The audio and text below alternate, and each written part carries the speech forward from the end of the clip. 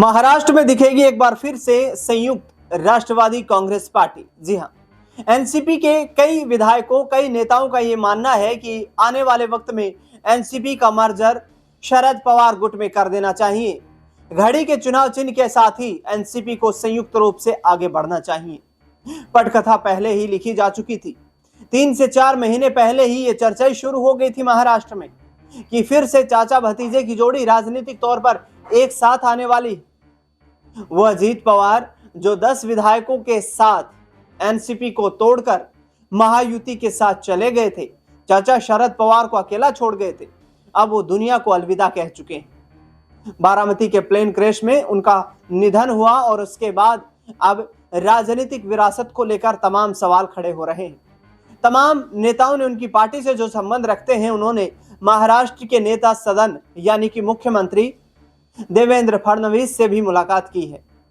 पत्नी सुनेत्रा पवार को deputy chief minister बनाए जाने की बात कही है और संभावित 8 फरवरी वो तारीख बताई जा रही है जिसमें करीब 2 दर्जन नेता अजीत पवार की पार्टी से जो संबंध रखते हैं वो शरद पवार गुट का रुख कर सकते हैं। हालांकि ये प्रक्रिया और धीमी हो गई। ये टाइम शेड्यूल जो टेंटेटिव था, ये टाइम शेड्यूल अजीत पवार की तमाम बैठकों के बाद निर्धारित किया गया था कि 8 फरवरी को संभावित ये तमाम जो विधायक हैं इनके साथ समर्थन के साथ और इसके साथ साथ एनसीपी नेता अजीत पवार की सहमति के साथ शरद पवार और अजीत पवार फिर से एक साथ एकजुट होकर सामने आएंगे। लेकिन सबसे बड़ा सवाल ये, क्या महायुति में शरद पवार जाएंगे? क्या महायुति के साथ शरद पवार कंफर्टेबल रह पाएंगे? क्योंकि एक तरफ उनकी सेक्युलर विचारधारा जिसको लेकर उन्होंने एक अलग संगठन बनाया, उस अलग संगठन एनसीपी का नेतृत्व किया, शरद पवार ने सरकार बनाई, महाराष्ट्र में राज किया, केंद्र सरकार में महत्वपूर्ण पद हासिल किए, अहम भूमिका में रहे एनडीए यूपीए की सरकारों में। और जिस तरीके से उनकी कोशिशें ये हैं अब महाराष्ट्र में कि जो संयुक्त एनसीपी का वोट बैंक है उस वोट बैंक का बिखराव ना हो। शरद पवार 2024 के लोकसभा चुनाव में ही परिस्थितियों को भांप चुके थे।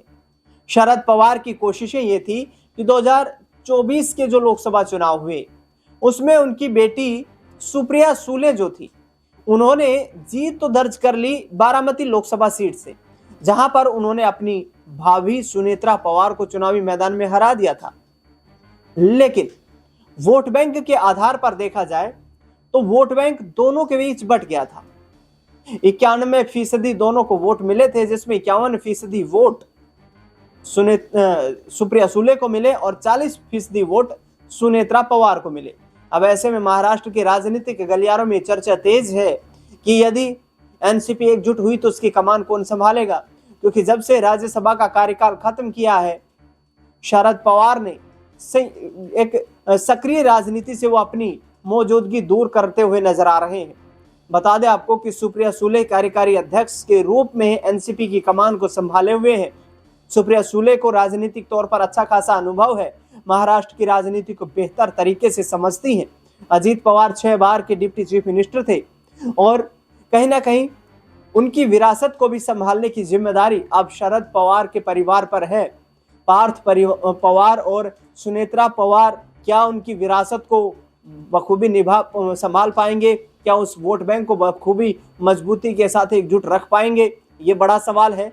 और इसके साथ साथ सवाल ये भी खड़ा हो जाता है कि महाराष्ट्र में जिस तरीके से अजीत पवार का जो सपना था, जो संकल्प था, उन्हें महाराष्ट्र के मुख्यमंत्री तक का रास्ता तय करना था, उस रास्ते को तय अजीत पवार तो नहीं कर पाए। लेकिन संयुक्त एनसीपी यानी कि यदि अजीत पवार गुट के यहाँ पर विधायक, उनकी पार्टी का मर्जर एनसीपी शरद पवार गुट में होता है घड़ी के निशान पर, तो क्या फिर महाराष्ट्र में एनसीपी का परचम लहराया जा सकता है, एनसीपी का मुख्यमंत्री बनाया जा सकता है। 2024 के लोकसभा चुनाव के नतीजों की बात करें तो तीसरे नंबर पर महाराष्ट्र में रही थी एनसीपी अजीत पवार की पार्टी महायुति गठबंधन में, वहीं तीसरे नंबर पर ही शरद पवार की पार्टी एनसीपी शरद चंद्र पवार गुट तीसरे नंबर पर रहा था।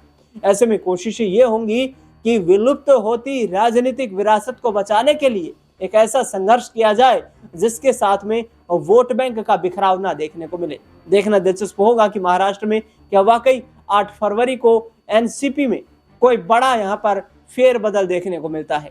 इस खास रिपोर्ट में फिलहाल इतना ही।